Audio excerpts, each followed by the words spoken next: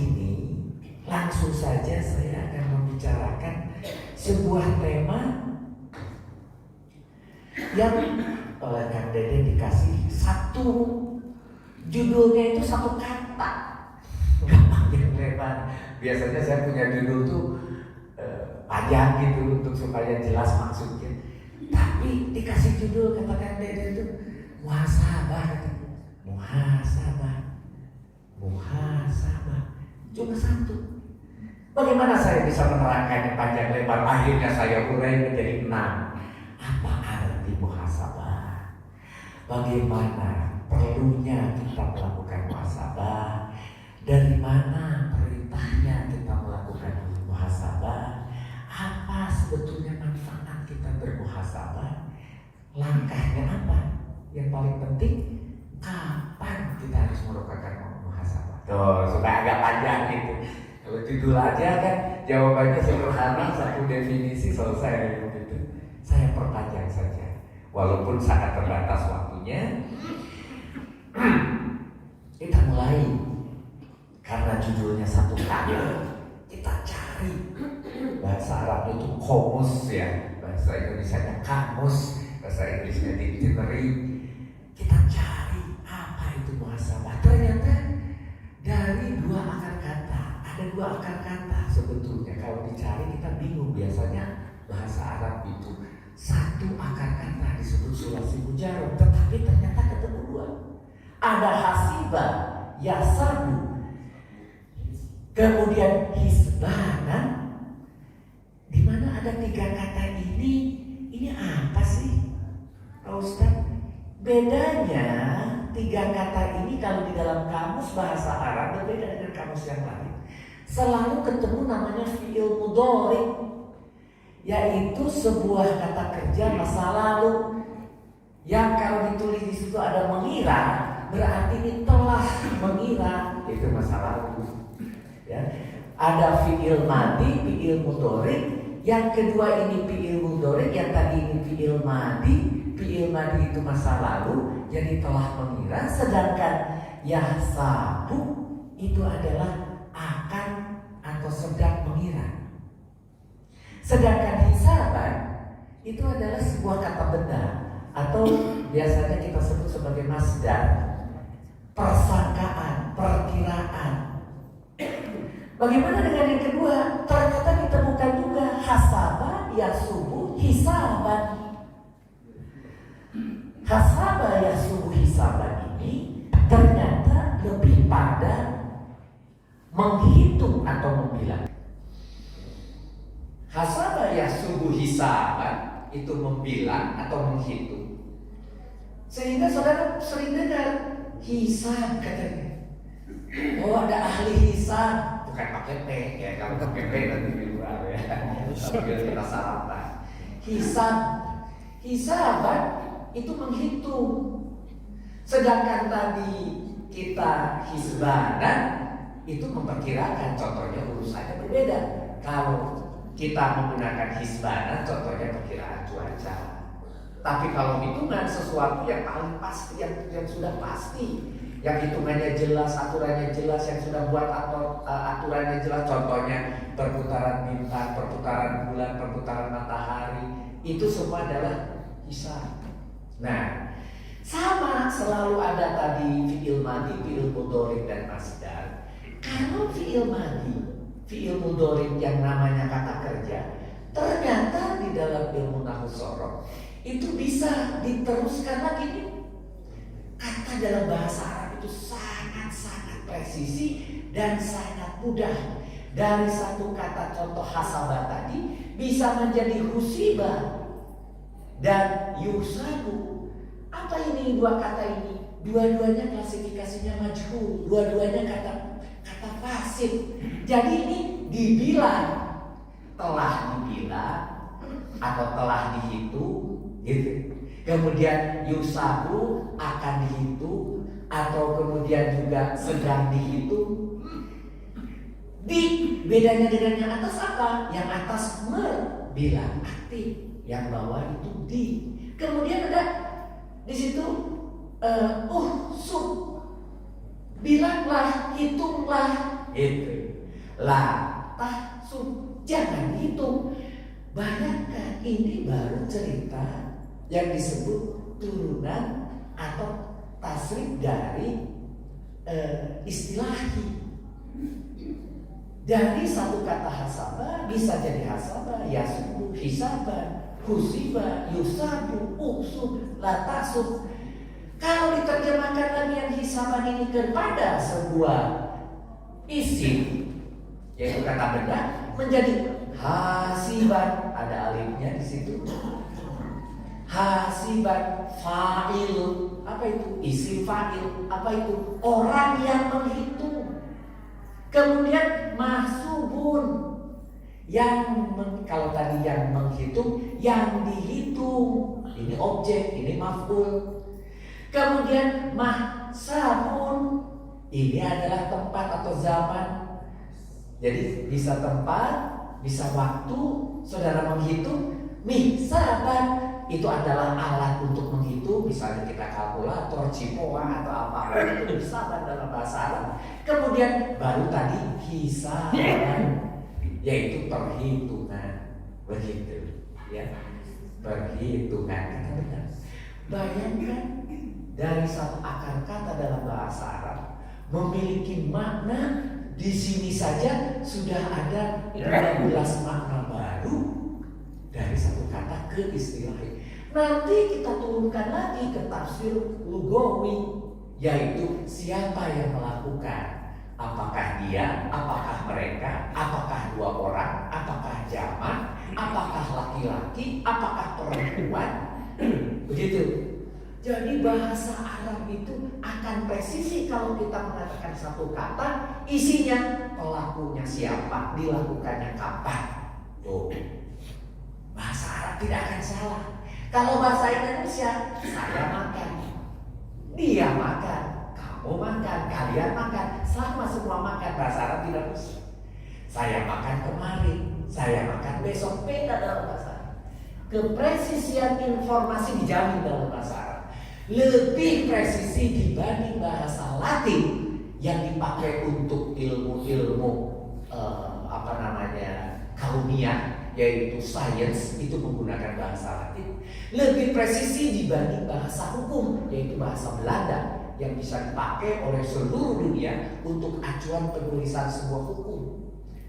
Dan jauh lebih presisi dibanding bahasa Inggris, apalagi bahasa Indonesia, bahasa yang paling mohon maaf terlalu sulit untuk mempresisikan informasi. Sulit terjadi miskomunikasi kalau pakai bahasa Indonesia. Begitu. Nah, khusus tema pagi hari ini ditanya muhasabah.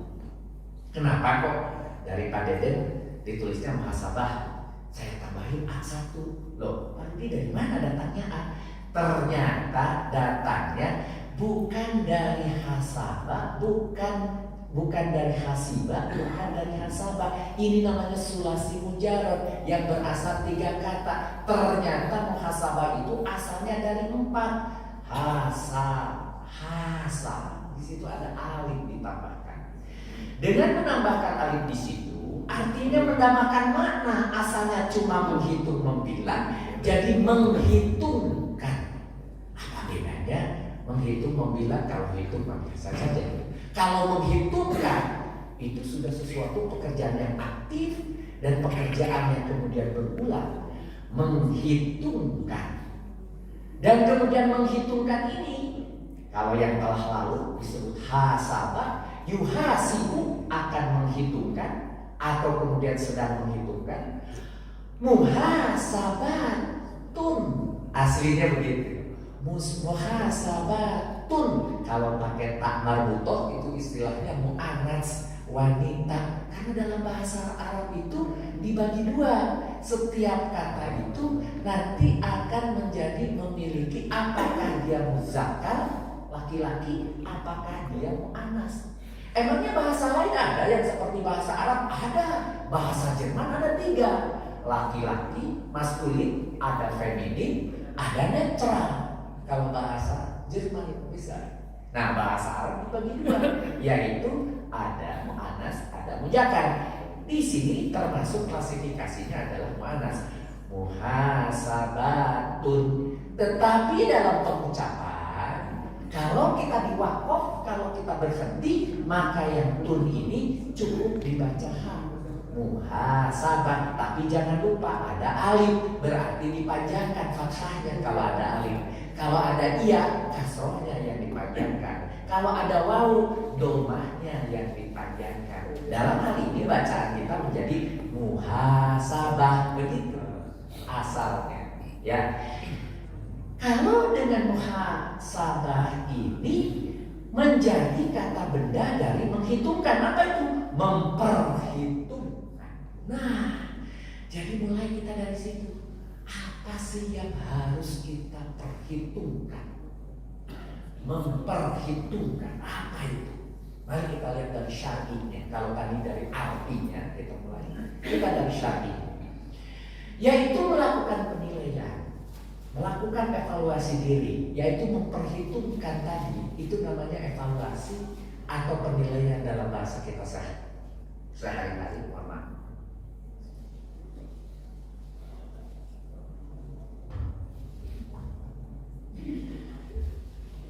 Melakukan penilaian atau evaluasi diri dalam segala hal, baik yang berhubungan dengan ibadah kepada Allah, dan ini yang biasanya kita nih yang sedang sadar, sedang sadar-sadarnya karena sudah berumur, sudah senior, ingin menambah bekal koper kita di akhirat, karena kita pasti pulang, pasti bawa koper, pergi ke Mekah aja asal satu koper, pulang jadi 2 koper, begitu kan? Nah, masa kita pergi ke dunia, pulang ke akhirat tidak nambah koper kita? Gitu. Koper kita harus ditambah. Tetapi dalam persepsi kita yang disebut koper kita itu nambah dalam berzikir, nambah dalam sholat, nambah dalam kita sholat sunat dan sebagainya yang berhubungan dengan ibadah. Tapi jangan lupa ada yang berhubungan dengan makhluk ciptaannya, dengan manusia tidak kalah pentingnya. Hubungan itu, kebaikan itu, manfaat itu harus kita lakukan. Kenapa? Itu adalah bagian untuk memasukkan pada koper yang mundal dibanding ibadah makhluk sekalipun. Bayangkan ketika saudara membantu orang lain, membuat orang lain tersenyum, menyenangkan orang lain, menyelesaikan masalah orang lain, bahkan membayar hutangnya kepada orang lain, lebih aku sukai daripada iktikaf di masjid selama sebulan penuh. Emang kurang apa iktikaf di masjid sebulan penuh itu? Sesuatu yang sangat baik. Tetapi ketika kita membantu orang lain, mulai dari membuat mereka senyum, membuat mereka bahagia, membuat masalah mereka diselesaikan oleh tangan kita, itu ternyata Allah beri nilai yang lebih besar, pahala. Oleh karena itu, hubungan dengan manusia lain, bahwa setiap manusia yang baik itu, yang hebat itu, justru yang mampu membantu orang lain. Yang barusan kita katakan itu. Ditambah pula terhadap ciptaan lain, bukan hanya manusia, terhadap tumbuhan, terhadap hewan, air, udara, segala sesuatu yang kita kenal ada sekarang ilmu kauniyah. Kalau kauniyah ada di dalam Al-Quran, kauniyah ada di dalam alam semesta. Tadi imam kita di dalam rakaat kedua dikatakan bahwa kita diingatkan, bagi orang yang mau berpikir, maka ingatlah Allah telah menciptakan langit dan di antara keduanya tanpa tiang. Begitu. Ketika saudara tadi sholat tuh nikmati apa makna dari setiap yang diucapkan imam. Tadi imam mengatakan di ayat yang kedua atau di rakaat yang kedua itu, Allahu Akbar. Kita diingatkan bahwa apa yang Allah ciptakan itu sesuatu yang membuat keimanan kita harus meningkat. Bagaimana bisa ada langit tanpa tiang kemudian tidak pernah runtuh? Bagaimana bisa ada matahari, ada bulan yang dengan jarak tertentu dia bergerak? Kalau persepsi kita, matahari bergerak ke utara, bergerak ke selatan, dan berulang dengan presisi sampai tahu kapan di atas Ka'bah. Setiap tahun pasti 2 kali. Pada saat itu kita pakai untuk ru'yat kiblat. Kita sampai tahu bahwa setiap bulan itu akan ada bulan kembali setelah 29 atau 30 hari. Setiap tahun kita akan tahu kapan mulai tahun dimulai dan sebagainya. Sampai begitu presisinya menciptakan oleh ahli geodesi, oleh ahli astronomi, kemudian dibuat rumus. Rumus-rumus itu membuat kita menjadi mudah bisa memperkirakan tahun ini 100 tahun, 20 tahun, 50 tahun yang akan datang kapan terjadi gerhana. Apalagi kapan terjadi datangnya bulan. Tidak perlu diributkan sebetulnya. Kita sudah tahu tahun depan, tahun lusa, 5 tahun yang akan datang, 10 kapan terjadi Idul Fitri itu sudah tahu. Karena begitu presisi Allah menciptakan. Artinya apa? Kita harus menilai kepada diri kita apa hubungan kita dengan tumbuhan sekeliling. Pernahkah kita dengan sengaja nyebor? Pernahkah kita membersihkan daun dari kotorannya, menyemprot hamanya, mengelusnya, bila perlu membacakan assalamualaikum pada tumbuhan? Mereka itu makhluk hidup. Pernahkah kita mengelus hewan di sekitar kita, bukan menghardiknya, bukan menendangnya? Pernahkah kita dengan sengaja memberikan dia makanan, baik memang hewan yang kita pelihara atau yang tidak dipelihara sekalipun? Banyak orang yang sangat soleh di mobilnya, di motornya, atau ketika dia jalan kaki membawa sedikit makanan. Kalau melihat kucing dia kasih itu makanan. Apakah kita telah mengurus air yang telah Allah ciptakan dengan menguapkannya, kemudian membawakan menjadi awan dan menghujankan, dan siap untuk menumbuhkan pepohonan dan kemudian buah-buahan? Cukupkah kita memeliharanya dengan memelihara misalnya hutannya? Atau menahan airnya supaya tidak berubah menjadi air kotor dengan segera dalam waktu detik? Membuat resapan air dan sebagainya. Itu semua nanti diperhitungkan di akhirat. Apabila kita lillahi ta'ala melakukan. Jadi menilai, mengevaluasi diri untuk mengisi tas kantong kita, koper kita di akhirat ketika kita pindah dari dunia ke akhirat kelak. Dan kita pasti terjadi itu. Pasti terjadi. Contohnya di masjid ini berapa banyak jenazah yang pernah kita sholatkan, dan semua akan kebagian. Kita harus berpikir juga ketika nanti saya dipanggil Allah, apakah saya masih sempat ada yang mengkafani? Masih sempat ada sahabat yang datang turut menyolatkan? Terus dihitung sahabat ini, satu sahabat muhasabah itu begini, dihitung siapa ya kira-kira sahabat saya yang datang menyolatkan saya? Adakah yang peduli? Walaupun diumumkan nanti di WA group, innalillahi wa inna ilaihi Rudi Rubian ini wafat, paling judulnya innalillahi WA group, orang udah nggak ada kok masih itu memenuhi WA group aja itu. Orangnya sudah tidak ada, innalillahi. Yang betul itu datang ikut sholat. Pertanyaannya, kalau kita yang wafat, hitung siapa yang akan datang menyolat?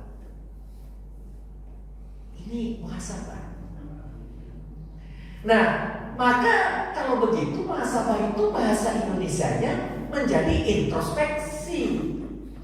Bentuk introspeksi dengan cara memperhatikan diri kita ini, pantaskah kita ini dihormati orang sampai orang mau menyolatkan kita, dan merenunginya. Bila ada kekurangan, mari kita koreksi. Kenapa? Iya ya, saya pernah menyapa tetangga. Menyapa itu bukan hanya assalamualaikum, itu baik. Tetapi berikutnya tahu, apakah tetangga saya kekurangan beras? Apakah tetangga saya kekurangan garam? Apakah tetangga saya kesulitan lainnya? Listriknya mati tapi tidak bisa kontak PLN, sementara suaminya tidak ada. Saya lihat lampunya mati, coba saya tanya, mungkin saya bisa menceklekannya. Atau mungkin saya tahu kenapa penyebab dia listriknya jatuh dan sebagainya. Hal-hal kecil ketika hujan di depan rumah terlihat airnya membludak, turunlah sedikit bawa payung rojok, tuh namanya gorong-gorong, walaupun bukan rumah kita. Yang ada biasanya kita pencak-pencak. Bu, bapak tuh rumahnya coba betulin yang benar tuh, airnya ke jalan, rusak tuh jalan. Jalan kita bersama dirusak sama ibu karena tidak mau merojok itu gorong-gorong. Jangan, turun. Ya Allah, alhamdulillah diberi kesempatan melakukan kebaikan, segera bawa payung rojok bersihkan. di jalan enggak canak, ulah dicari siapa nih yang membuang paku, dicari. Ada sampah, harusnya ini lagi musim di Bandung, sampah susah ini, pembawa sampah sudah jalan. Ada orang membuat sampah di dekat rumah saya, mencak-mencak, dibuka, dicari, ternyata ada surat undangan ke Pak Anu. Berarti si Pak Anu nih, seperti detektif dicari, tidak ketemu. Alhamdulillah ya Allah, saya dapat kesempatan bawa tempat sampah itu ke tempat sampah itu ke tempat sampah. Begitu. Tidak perlu kemudian kita anggap sebuah masalah, tapi kita coba itu menjadi tambahan tabungan kita di akhirat. Hal-hal yang jangan besar yang saudara pikirkan, yang menjadi susah kan, dengan zikir, dengan sunnah, dengan sebab ternyata ada yang lebih baik di sekeliling kita. Koreksi diri kita kalau itu tidak dilakukan. Itu adalah bagian kelemahan kita. Tidak care, tidak peduli pada orang, pada lingkungan, pada sekitar, gitu. Ini makna syar'inya dari muhasabah yang pertama. Yang kedua, emang perlu muhasabah itu? Muhasabah menjadi salah satu sarana yang bisa mengantarkan manusia dalam mencapai tingkat kesempurnaan. Bagaimana kita bisa melakukan kesempurnaan kalau tidak ada perubahan? Ini mohon maaf, ini bukan pemilu, perubahan katanya. Setuju? Oh, bukan. Ini urusannya dengan muhasabah. Kesempurnaan itu terjadi bila ada perubahan.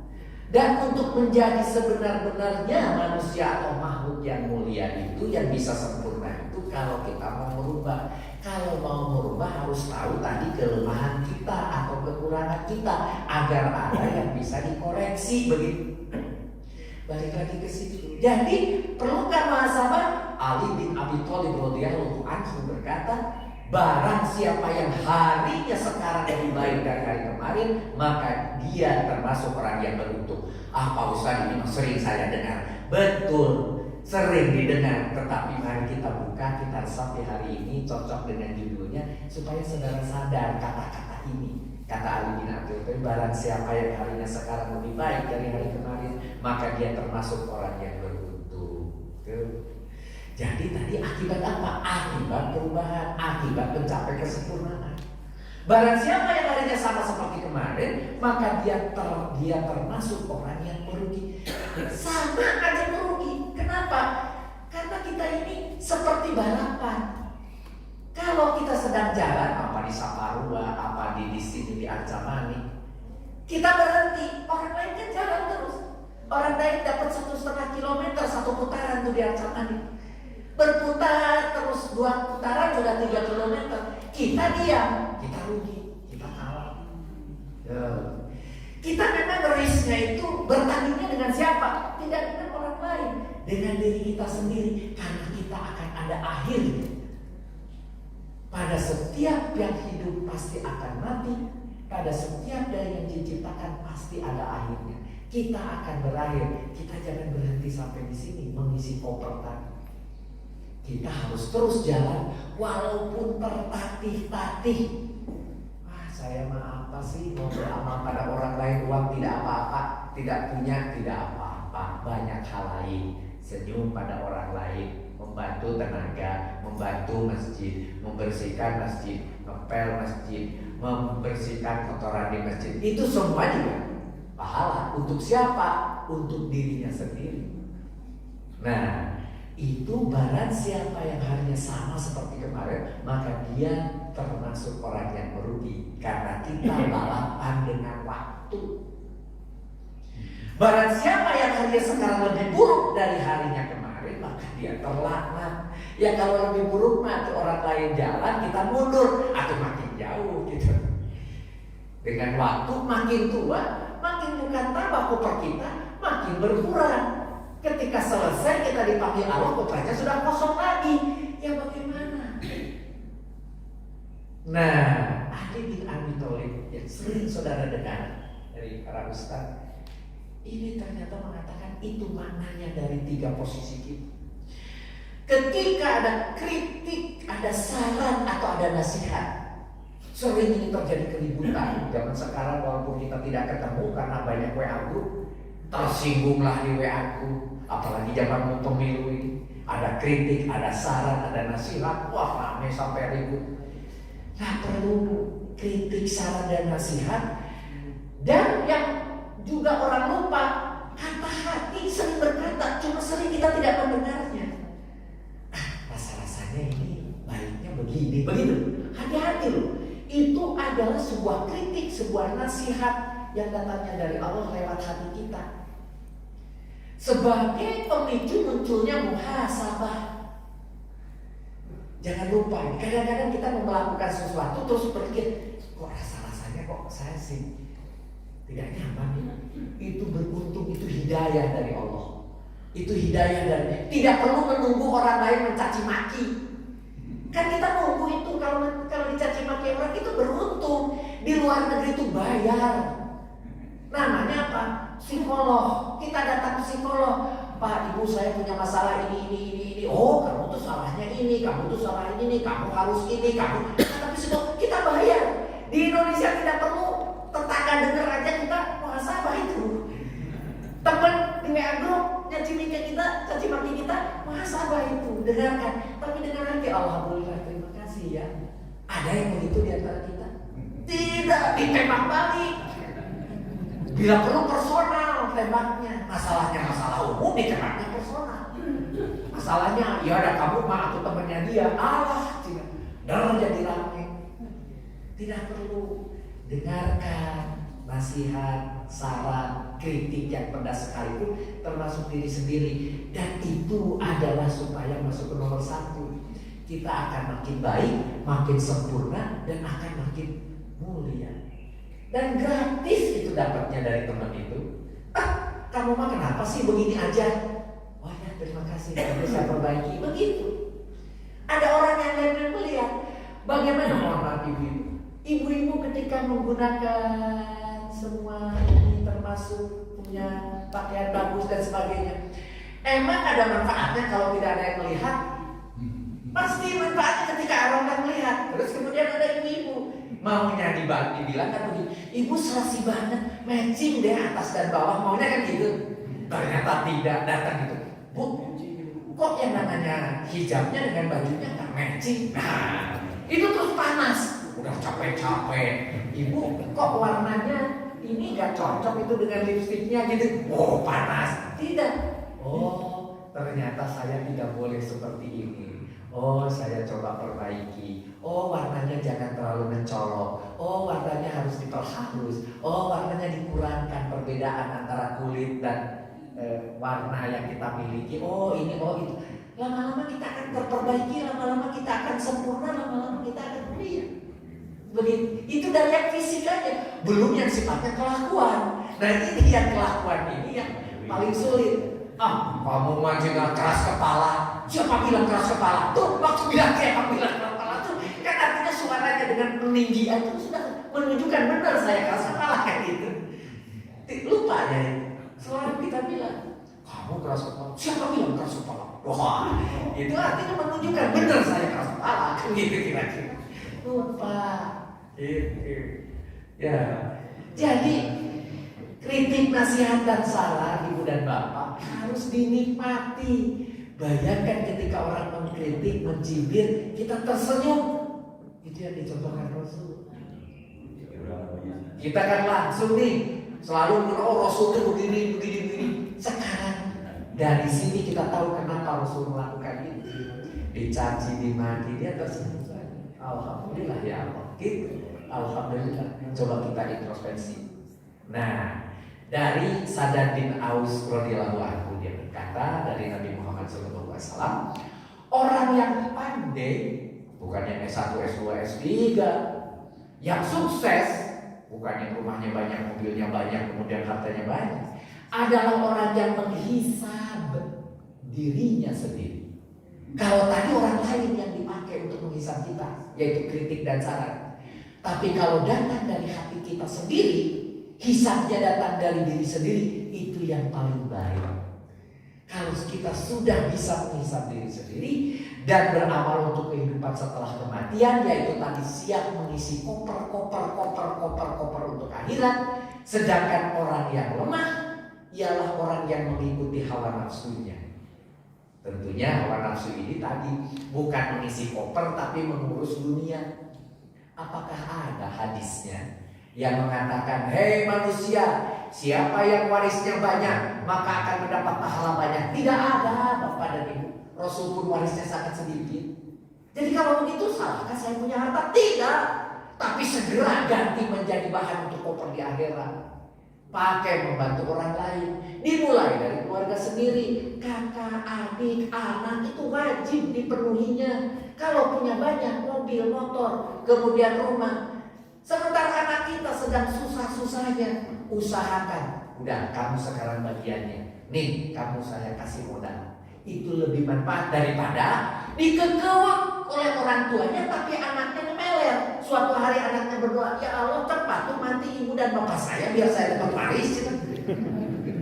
Kan jadi susah, malah anak kita jadi laknat karena salah mendoakan orang tua.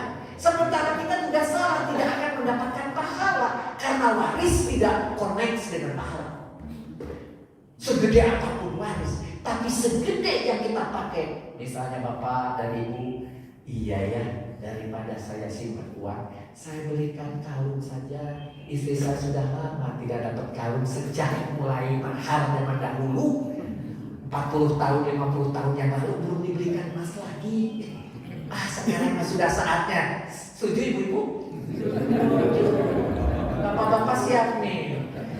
Hari ini mas saya belikan kalung, saya belikan gelar. Saya sudah lama, 40-50 tahun yang lalu saya tidak pernah ngasih. Itu lebih manfaat daripada istri kita berharap, si bapak gewannya dipanggil daripada ke rumah sakit, biar ada beak ke rumah sakit, jika waris kamu beak.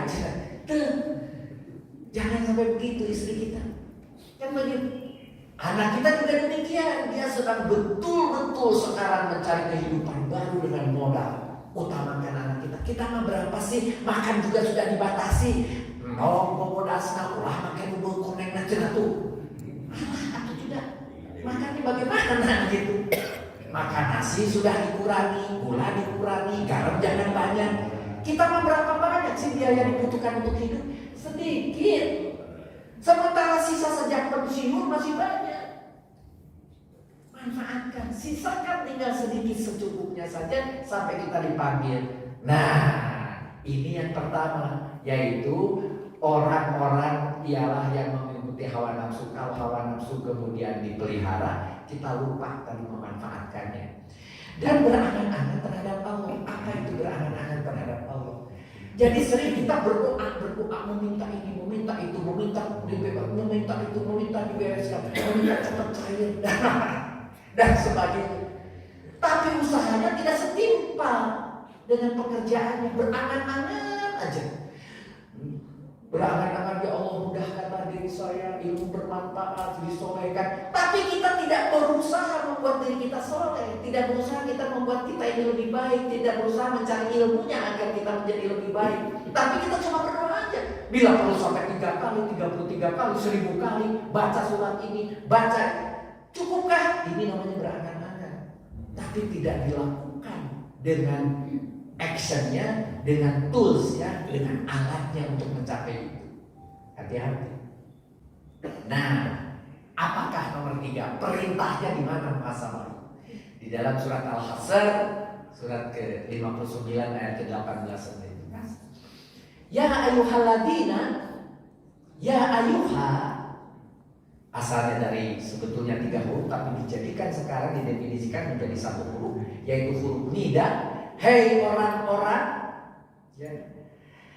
Hei atau wahai itu adalah sebetulnya maf'ul bih, ada di depan. Katakanlah, gitu. Orang-orang alladzina, orang-orang yang, alladzina itu orang-orang. Ya ayyuhalladzina, hei orang-orang yang amanu, beriman, ittaqu. Itu kata perintah, fil amr, bertakwalah. Kemudian kepada siapa? Cari maf'ul bihnya. cari yang berharokat fathah, cari di situ yang nasab Allah, bukan Allahu. Tidak akan itakullahu, tidak akan ada itakullahi, tidak akan. Nah, ittaqullaha artinya bertakwalah kepada Allah. Wal tandur dari dua kata, waknya adalah dan, kemudian tandur nafsun. Nafsun itu diri. Tandur itu di situ memperhatikan, karena adalah wala hendaklah walan tandur wal tandur nafsun itu kemudian digabung menjadi dibalik. Hendaklah memperhatikan setiap diri, atau dibalik hendaklah atau setiap diri hendaklah memperhatikan apa atau apa yang qodaman telah diperbuatnya itu untuk bagi godin hari esok. Jadi ini perintah, hei orang-orang yang beriman, bertakwalah kepada Allah. Hendaklah memperhatikan setiap diri kalian apa yang telah diperbuatnya untuk hari esok. Kita mulai di sini introspeksi ke atas di dalam ayat ke-18 surat Al-Hasr. Kemudian diteruskan, wattaku, kok sama ya? Iya Pak, ini kan sama. Ittaku, wattaku, ini juga sama perintah, bertakwalah kepada Allah gitu. Ittaqullah, inna sesungguhnya Allah. Inna itu pasti berikutnya adalah nasab, kemudian baru berikutnya adalah rofa. Innallaha khabirun, betul juga ini ada khabirun, dia pakai rofa.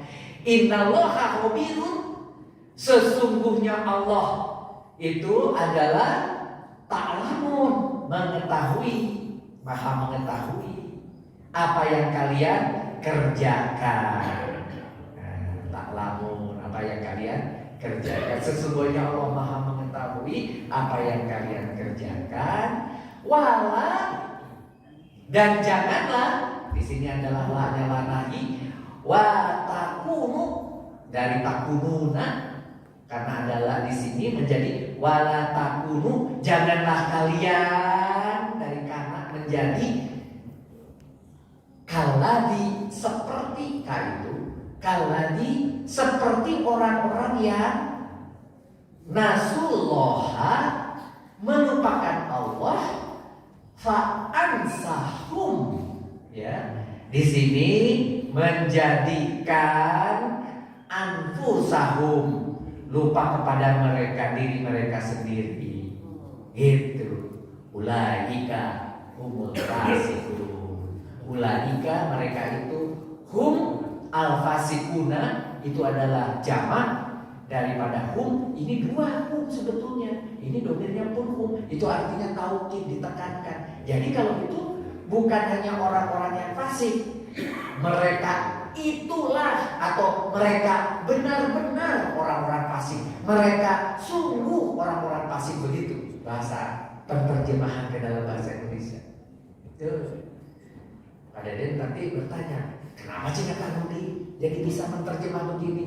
Kita sedang belajar, namanya pelajaran dengan Pak Boy, dengan Kang Ceking, dengan Kang Nana, itu belajar namanya ilmu nahwu sorof, menerjemah Al-Quran, grupnya KBI. Jadi kita belajar, walaupun kita orang umum, kita bukan dari pesantren. Nahwu sorof itu kalau di pesantren 6 tahun, ternyata di KBI 1 tahun sudah selesai. Setelah itu kemudian kita tarkib, kita mencoba menerjemah, begitu. Untuk apa? Untuk kita bisa menikmati seperti ini. Untuk apa? Lama-lama ketika imam membacakan aja kita bisa mengikuti apa yang dibacakan itu dengan tidak sadar. Jadi langsung mengalir aja, gitu ya. Nah, itu kata surat Al-Hasr ayat ke-18-19. Bagaimana di dalam surat Nur ayat ke-24-25? Saya tidak akan kemudian mentarkib lagi, langsung saja isi. Pada hari lidah, tangan dan kaki, alsinatuhum, aidihim, arjuluhum, lidah, tangan, kaki mereka menjadi saksi atas mereka terhadap apa yang dahulu mereka kerjakan. Artinya bahwa suatu hari nanti yang bisa bersaksi bukan dari pikiran kita, kehendak kita, tapi apa yang dilakukan. Di sini dicontohkan lidah yang diucapkan, tangan yang dikerjakan, kaki yang kita tuju kemana. Tapi sebetulnya yang nanti di akhirat akan memberikan kesaksian bukan hanya 3 ini. Pikiran kita, hati kita, niat kita, riakkah kita, solehkah kita, ikhlaskah kita, semua akan bicara. Termasuk seluruh tubuh kita akan bicara apa yang kita lakukan. Apakah kita melakukannya dengan halal atau dengan haram. Di sini. Ini adalah yang ke-24. Pada hari ketika lidah, tangan, kaki mereka menjadi saksi atas mereka terhadap apa yang dahulu mereka kerja. Begitu. Di 25 dikatakan pada hari itu yaum juga, yaumidin, Allah menyempurnakan balasan yang sebenarnya bagi mereka, dan mereka mengetahui bahwa sesungguhnya Allah Maha benar lagi Maha menjelaskan. Begitu. Jadi Allah akan membelas dengan sangat sempurna. Tidak akan ada yang kurang, tidak akan berlebih. Akan sangat presisi. Kalau manusia sudah mulai diajari dengan tadi muhasabah, memperhitungkan, apalagi Allah yang menciptakannya, yang membuat semuanya presisi, pasti Allah bisa memperhitungkan dengan sangat baik. Di dalam Al-A'raf ayat ke-201, Innaladina, kok ada takut? Pak Rudi, kenapa di sini takut, tapi di sini takut? Bedanya di sini apa? Di sini takut pakai doma, ittaqu, bertakwalah, karena itu fi'il amr. Tapi kalau di sini takko, ini fathah. Kalau fathah itu cirinya fi'il madi. Berarti telah apa? Takwa. Oh, berarti ini terjemahannya menjadi yang telah bertakwa. Tuh beda. Bahasa Arab tuh sangat presisi. Hanya dengan satu harokat berbeda saja, artinya sangat jauh berbeda. Kalau tadi kita disuruh bertakwalah, kalau di sini orang yang telah bertakwa. Nah, mengapa? Innaladina, sesungguhnya orang-orang yang telah bertakwa. Begitu. Sesungguhnya orang-orang yang telah bertakwa. Nah, mudah-mudahan kita di situ, amin. Sesungguhnya orang-orang yang telah bertakwa, jika mereka dibayang-bayangi pikiran jahat atau was-was, atau kita kemudian menjadi tidak nyaman dari bisikan setan, mereka pun segera ingat, nah ini semoga Allah memberikan itu. Ketika kita mau melakukan sesuatu yang sebetulnya itu bisikan setan, kita segera diingatkan. Nah, ini hebatnya orang yang sudah bertakwa, karena ini pakai fathah, pakai nasab di situ. Sudah bertakwa. Jadi bukan tidak ada artinya saudara kemudian berdoa, saudara kemudian bersimpu setelah sholat, jangan berdiri dulu, subhanallah walhamdulillah wala ilaha illallah, minimal itu 3 disunahkan oleh Rasul sebelum cengkat dari sholat. Subhanallah walhamdulillah wala ilaha illallah. Untuk apa? Agar kita diklasifikasikan menjadi orang bertakwa, agar kita selalu diingatkan dengan sendirinya oleh diri sendiri. Bukan kemudian dengan doa itu seperti mantra. Kalau saya doakan ini maka akan begini, kalau saudara akan. Bukan. Kita bukan beragama seperti agamanya Hindu atau seperti agamanya Buddha, di mana semua penuh dengan mantra. Tidak. Surat-surat, ayat-ayat di dalam Al-Quran adalah sebuah petunjuk, baik masa lalu, masa datang, dan hari ini. Adalah kita yang bisa membacanya akan mendapatkan manfaat. Tapi bukan dengan membaca misalnya sekian ratus kali yang ini dan seterusnya, manfaatnya akan ini. Itu mantra, itu bukan pelajaran daripada agama Islam. Tetapi Al-Quran itu adalah untuk dibaca, untuk saudara mengerti apa isinya. Nah, maka dengan kita tadi membacakan tadi, ada juga yang kemudian saya memang ingin baca lebih daripada sekali, subhanallah walhamdulillah wala ilaha illallah, 3 kali bagus, supaya dicari yang paling sempurnanya. 33 kali sebanyak tasbih bagus, walaupun tasbih itu bukan datang dari Islam sebetulnya, kesalahan-kesalahan dari agama yang lain. Mau pakai tasbih 33 boleh? Boleh. Mau 1000 kali karena masih panjang waktunya? Silahkan. Tapi jangan berharap dari jumlah itulah kita mendapatkan manfaat. Tetapi Allah lah yang nanti akan memberikannya kepada kita lewat hidayah, agar kita menjadi dimudahkan untuk bertakwa. Dan ketika bertakwa akan mudah diingatkan oleh Allah. Seketika itu juga akan melihat permasalahan tadi yang diragu-ragukan tadi. Begitu. Di dalam Al-Qiyamah yang terakhir, ayat yang terakhir, aku bersumpah demi jiwa yang sangat menyesali. Wala uksimu itu sumpah, qasam itu sumpah.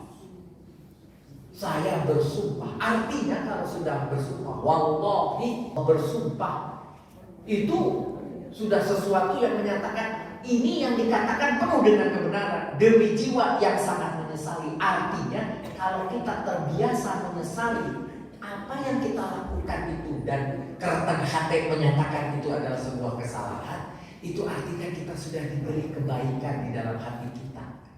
Tapi kalau kita melakukan sesuatu lempeng, udah pasti salah juga, kita lempeng, hati-hati.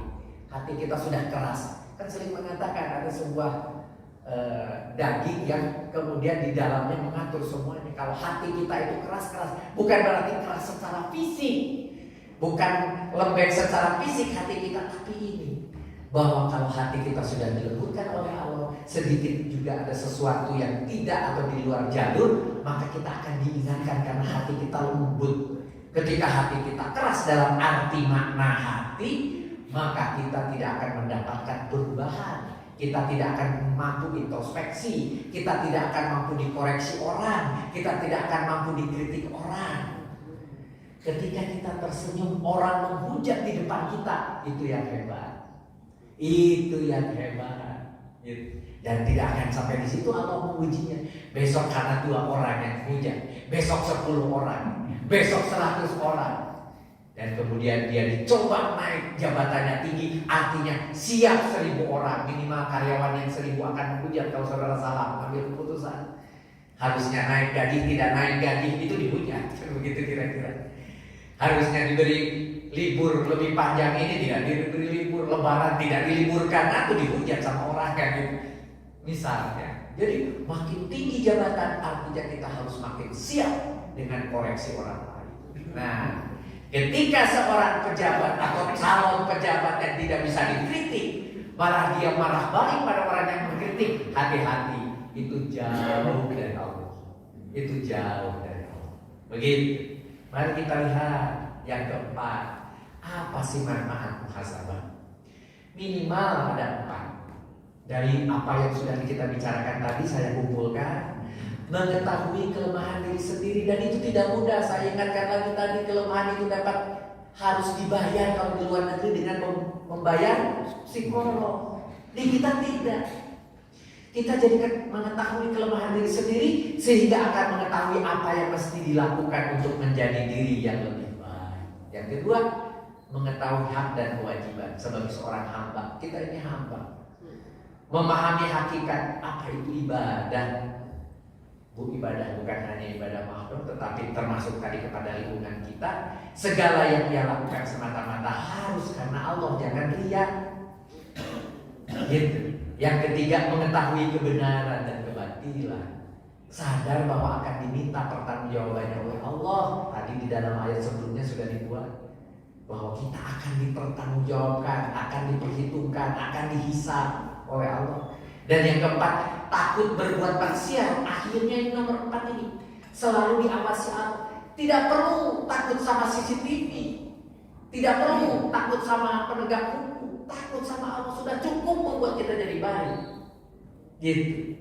Sangat membenci hawa nafsu yang buruk dan selalu mewaspadainya. 4 poin dimanfaatkan. Dan ini tidak mudah kita raih 4-4-nya, tidak mudah. Gampang saya tulis, tapi saya melakukannya juga tidak mudah.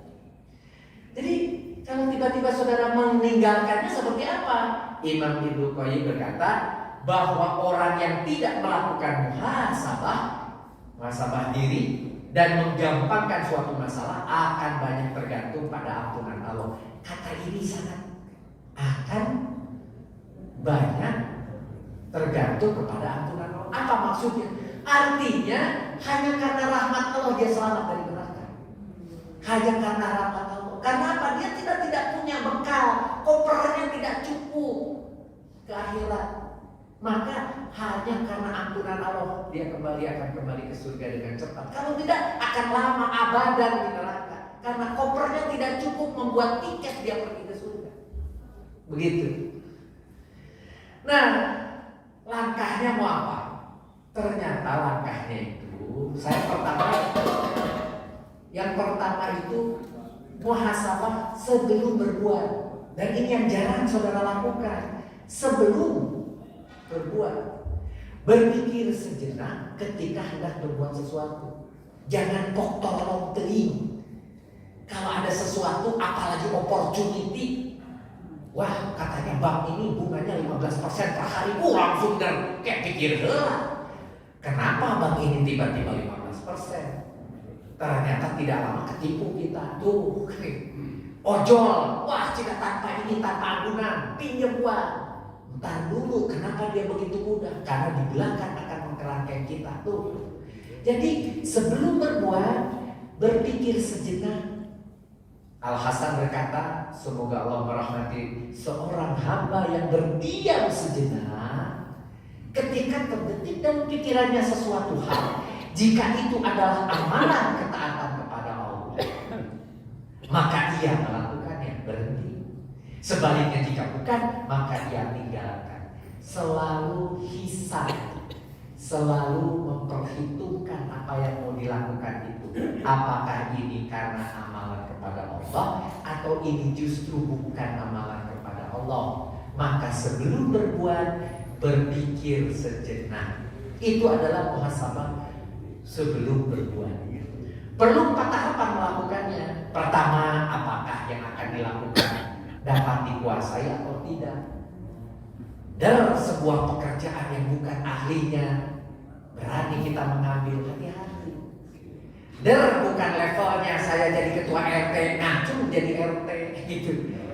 Tidak level saya jadi lurah, ikutan pemilu lurah kan gitu. Harus berpikir dulu kita menguasai atau tidak. Yang kedua, lebih baik meninggalkannya atau tidak. Coba kalau saya tinggalkan, saya agak dulu lah, akan lebih baik enggak. Nomor 4, apakah melakukannya karena Allah? Jangan-jangan ini ria diri saya. Jangan-jangan saya cuma ingin dieleh-eleh sama orang. Begitu. Untuk apa saya melakukan itu? Yang keempat, apakah ada sarana yang dapat membantu? Maka kalau ada sarananya, berarti ini sarananya apa? Sarananya kita bersilaturahim di masjid, sarananya ini, iya bagus. Sarananya kita jalan bareng, ini bagus. Sarananya kita melakukan syukuran di rumah, ini bagus.